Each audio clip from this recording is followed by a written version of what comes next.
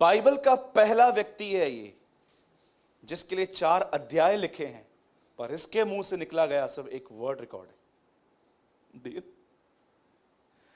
आप जानते हैं नोहा के लिए परमेश्वर ने 4 चैप्टर्स दिए हैं बाइबल में, 6, 7, 8, 9। आप आराम से घर पे रीड करना। पर इन चारों चैप्टर्स में सिर्फ नोहा की एक ही बात रिकॉर्ड है जो उसके मुंह से निकली थी, जब उसने बड़े बेटे को कर्ज किया था। और कोई चीज उसकी रिकॉर्ड नहीं है। पूरी स्टोरी है, खुदा ने कहा, खुदा ने कहा, खुदा ने कहा, वो करता गया, करता गया, करता गया। पर बाइबल में पहली बार जब उसने अपना मुंह खोला, बाइबल जब ऐसा दिखाती है, तो उसने अपने बड़े बेटे को कर्ज किया था। Do you know? एक ऑसम थिंग है कि पूरी बाइबल में उसका सिर्फ एक ही वर्ड रिकॉर्ड है, एक ही। आप पढ़ लेना आप घर पे जाके। जब उसे ड्रिंक किया फ्लड के बाद, और जब वो नंगा था, तब उसके बेटे ने उसका नाम थोड़ा बाहर बोल दिया कि डैडी को सोने का अकल नहीं है, वगैरह वगैरह। और उसके बाद वो उठा, और ऐसा लिखा है कि नोहा ने उस समय कहा। बोलिए कहा। आप जानते हैं उसने पहली बात जो अपने मुंह से कही है, वो किसको कर्ज किया उसने। यीशु कहता है श्राप मत दो, न राइटिंग में न बोलने के थ्रू। किसी को कर्ज ना करें। अब मैं आपको बहुत अच्छे से एक्सप्लेन करना चाहता हूं, और मैं चाहता हूं आप सब ध्यान दीजिए इस बात पे। बाइबल ऐसा बताती है कि रसूलों ने एक दिन उससे पूछा, तेरा दोबारा आना कब होगा? उसने उनको यह नहीं बताया कि मैं ये दिसंबर में आऊंगा, जनवरी में आऊंगा, लेकिन उसने उन्हें एक चीज कही, मेरे आने से पहले नूह के दिन वापस आएंगे। उस दिन लोग खाते थे, पीते थे, उनमें शादी ब्याह होती थी, वे पौधे लगाते थे, वो मिलते थे एक दूसरे से। और उसने कहा मेरे आने से बिल्कुल पहले वैसा ही होगा। जब मैंने यीशु मसीह की ये स्टेटमेंट्स पढ़ी, तो मैंने ये बात जानने की कोशिश की कि नोहा के दिनों में क्या होता था। और जब मैंने नोहा के दिनों में पढ़ा, तो मुझे पता चला जो नोहा के दिनों में होता था वो इन दिनों में सेम टू सेम चालू है। आप जानते हैं एक दिन क्या हुआ? बाइबल ऐसा बताती है कि परमेश्वर ने कुछ स्वर्गदूतों को जमीन पे फेंका था, 1/3, 1/3। इसमें सबसे प्रधान एक स्वर्गदूत था, और उसके साथ कुछ और स्वर्गदूत थे जो इन दिनों में दुष्ट आत्माएं बनी हुई हैं, शैतान। और आपको पता है इन स्वर्गदूतों में सबसे गंदी बात जानते क्या है? वो बहनों को स्पॉइल करना चाहते थे। लिखा है जब उन्होंने मनुष्यों की बेटियों को देखा कि वो खूबसूरत हैं, तो जिसको जो अच्छा लगा उन्होंने उसके साथ कुछ किया। आपको पता है इन स्वर्गदूतों में जो आज दुष्ट आत्माएं हैं, ये इतनी वासना से भरे हुए हैं कि उनके पास डिजायर तो है पर शरीर नहीं है। तो वो क्या करते हैं, किसी व्यक्ति के अंदर आकर, जब वो व्यक्ति पॉर्न वीडियोस देखता है या शादी से पहले ही वो शारीरिक संबंध बनाता है किसी के साथ, उसमें वो इंजॉय करते हैं। मैं आपको बताना चाहता हूं, हर वो व्यक्ति जो यहां पर पॉर्न वीडियो देखता है, बहनों को गंदी नजर से देखता है, या आप शादी के बाद या शादी से पहले किसी के साथ कुछ गलत कर रहे हो, मैं आपको बताना चाहता हूं आप नहीं, वो दुष्ट आत्माएं आप में एंजॉय कर रही हैं। क्योंकि ऐसा लिखा गया है कलाम के अंदर, वचनों के अंदर, कि उन्होंने मनुष्य की पुत्रियों को देखा, उनकी बेटियों को देखा कि जो बहुत सुंदर हैं, और जिसको जो अच्छा लगा उन्होंने किया। आपको पता है उनके पास डिजायर थी पर उनके पास शरीर नहीं था। अब आप में से कितने लोग ये बात जानते, इन्हीं दिनों में नोहा रहता था। इन दीज डेज, इन्हीं दिनों में नोहा रहता था। नोहा ने डिसाइड किया था वो ये सब नहीं करेगा जो ये करते हैं। इसीलिए याद रखना, नोहा धर्मी इसीलिए बना क्योंकि वो परमेश्वर के साथ चलता था। उसका जो उसके विषय में जो लिखा गया है वह धर्मी था। वो ऐसे ही धर्मी नहीं बना, परमेश्वर के साथ चलते चलते वो धर्मी बना। आपको पता है वो एक ऐसा व्यक्ति था जब पूरी दुनिया गुनाह कर रही थी। आपको पता है उन दिनों में तो इतना ज्यादा था, आप देखते रहेंगे आजकल बहुत लोग बगैर शादी के रह रहे हैं। एक साथ एक कमरों में रहते हैं।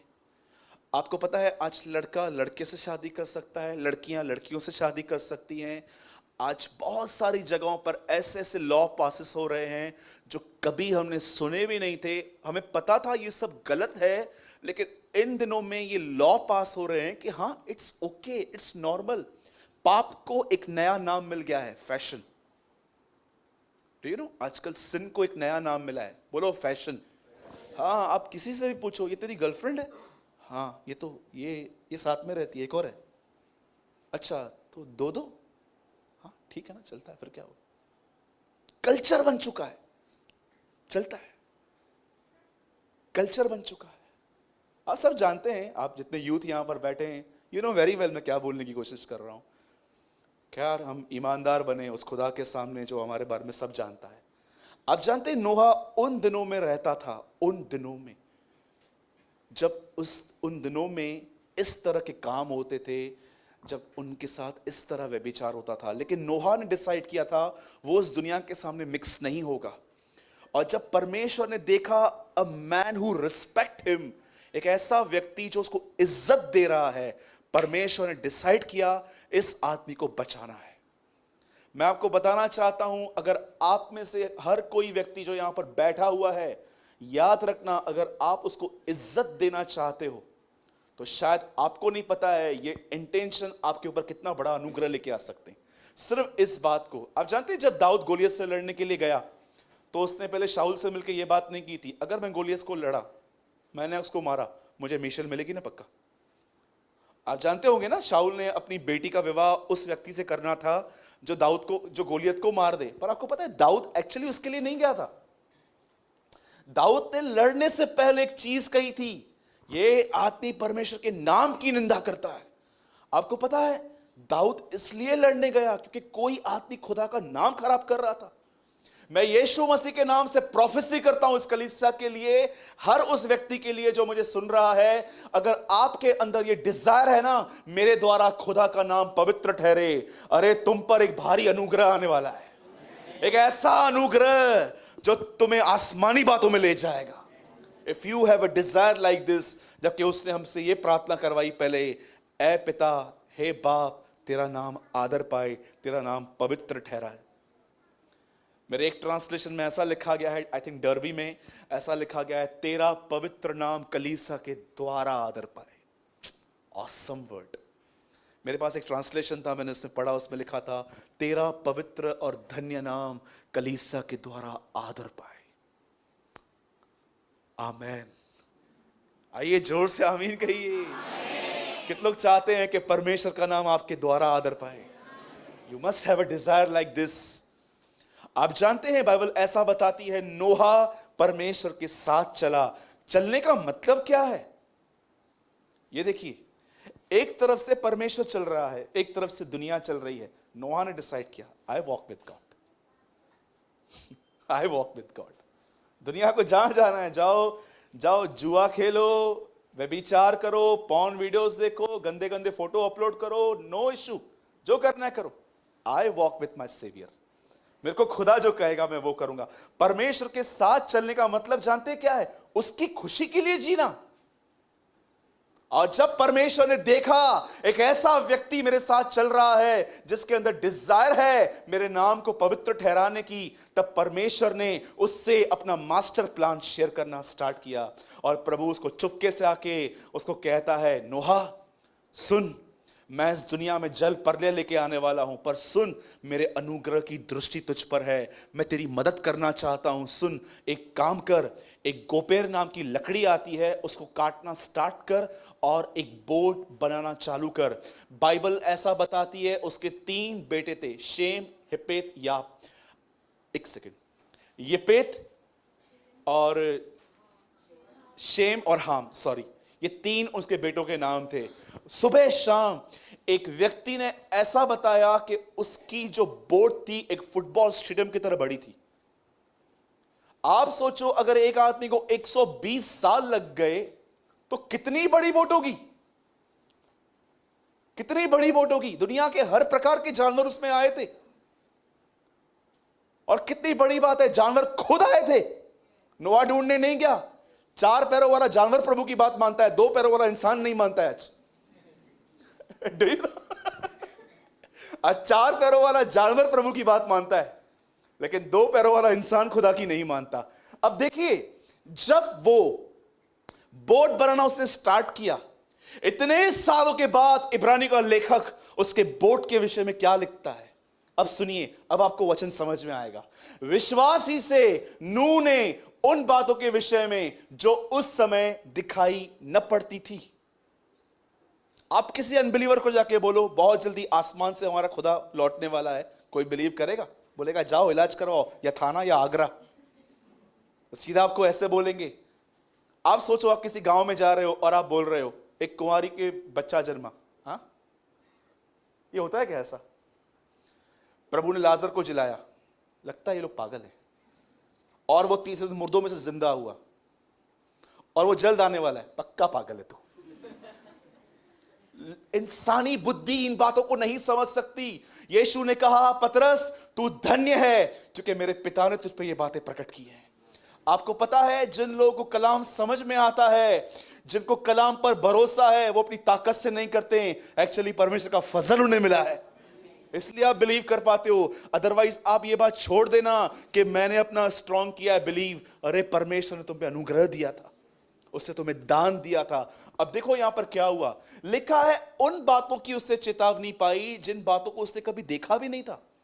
परमेश्वर नूह से कहता है, गोपेर वृक्ष की लकड़ी ले, उसे काट, 300 हाथ चौड़ा, 150 हाथ ऐसा, और इसको इतना इतना बना।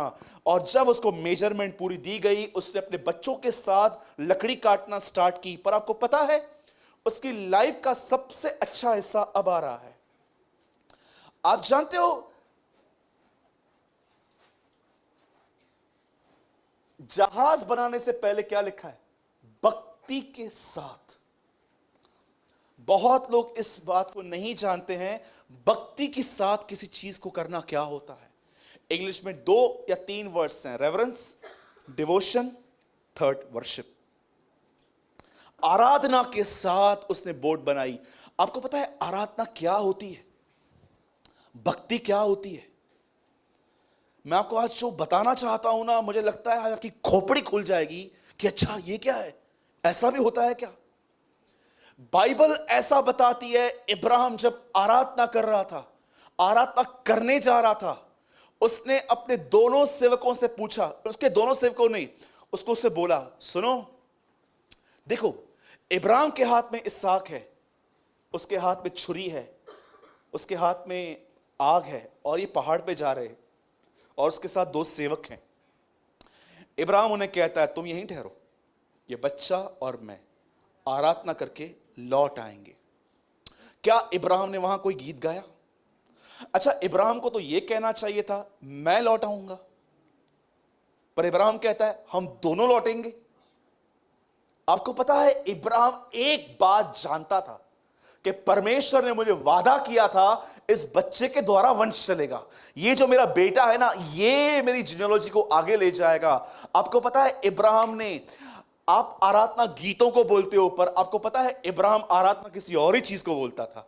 इब्राहिम जब ये कहता है, सुनो यहीं ठहरो, ये लड़का और मैं आराधना करके वापस आएंगे, आप जानते हो सच्ची आराधना क्या होती है? जो परमेश्वर ने कहा वो उससे पूरा करेगा, इस बात पर विश्वास करना सच्ची आराधना है। That's called true worship. अब यहां पर क्या लिखा है? भक्ति के साथ। क्या भक्ति, ये क्या है?